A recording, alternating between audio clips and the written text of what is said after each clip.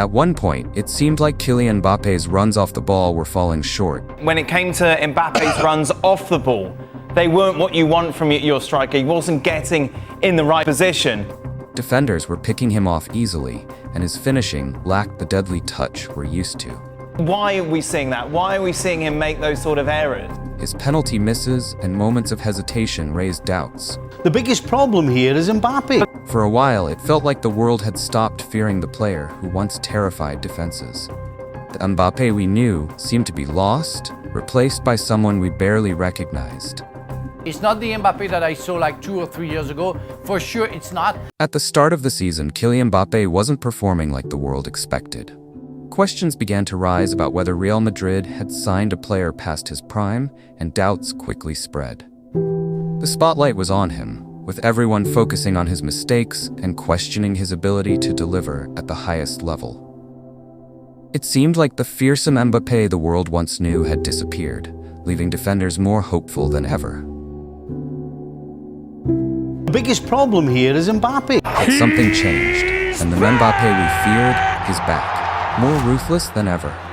His comeback has been nothing short of sensational. In just a few matches, he's found his stride, rediscovering that incredible speed, sharpness, and clinical finishing. This version of Mbappé is a nightmare for defenders again.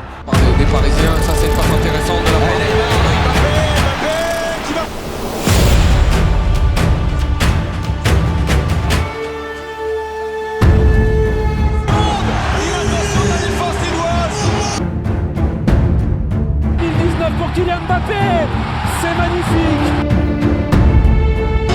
Un exploit, encore un bijou, c'est somptueux.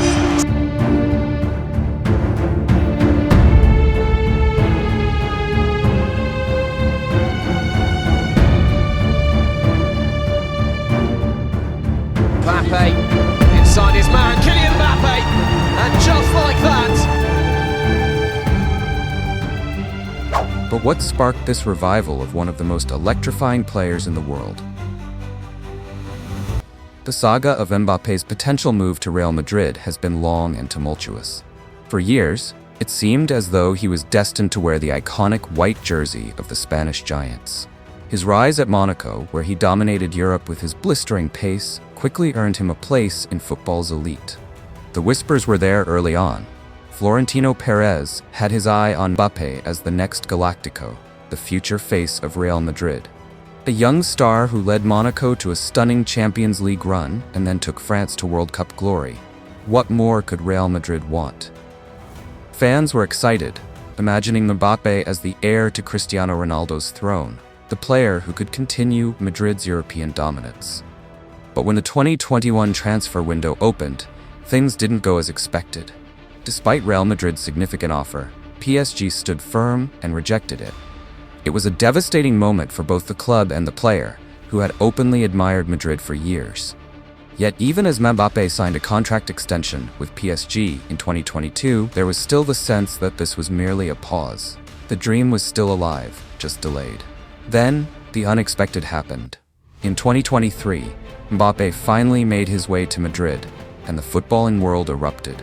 His arrival was monumental. It wasn't just about a transfer, it was a statement.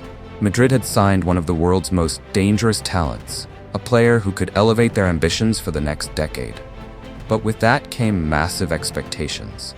After all, not only was Mbappé taking over from Ronaldo, but his rival Erling Haaland had already secured a treble with Manchester City.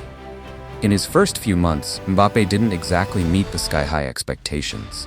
His form was shaky. At times, it looked like he couldn't adapt to the pressure. He struggled with positioning, often found himself offside, and his finishing wasn't as clinical as we'd seen in the past. His first El Clasico was a disaster, caught out by Barcelona's high defensive line. Even his normally sharp finishing was off. Penalties missed, scoring chances squandered. It was a far cry from the Mbappé who had once dominated in Ligue 1 and the World Cup. For a time, it seemed as though the pressure had gotten to him.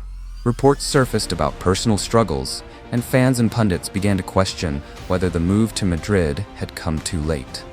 Was he losing his edge? Then, something shifted. Slowly but surely, Mbappé found his rhythm. It wasn't immediate, but tactical changes and better understanding with his teammates allowed him to thrive. He was given more freedom, allowing him to drift to the left and exploit the spaces where he's most dangerous. His connection with Vinicius Jr. and Jude Bellingham grew stronger, and the three players created one of Europe's most feared attacking trios. With Bellingham supplying pinpoint passes, Mbappé had the support he needed to thrive again. Now, Mbappé is back to his lethal best.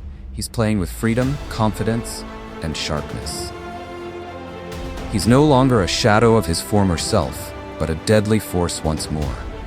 Real Madrid's fortunes have shifted, with him leading the charge. His body language has completely changed. He's taking on defenders, finding the right spaces, and finishing with composure. The doubters have been silenced. Mbappé is proving why he belongs among the best players in football history. His comeback has re-established him as one of the most dangerous players in the game. Could Mbappé lead Real Madrid to yet another La Liga title? With him in top form, it's looking more likely than ever. If you enjoyed this breakdown of Mbappé's return, be sure to check out this video. You will love it.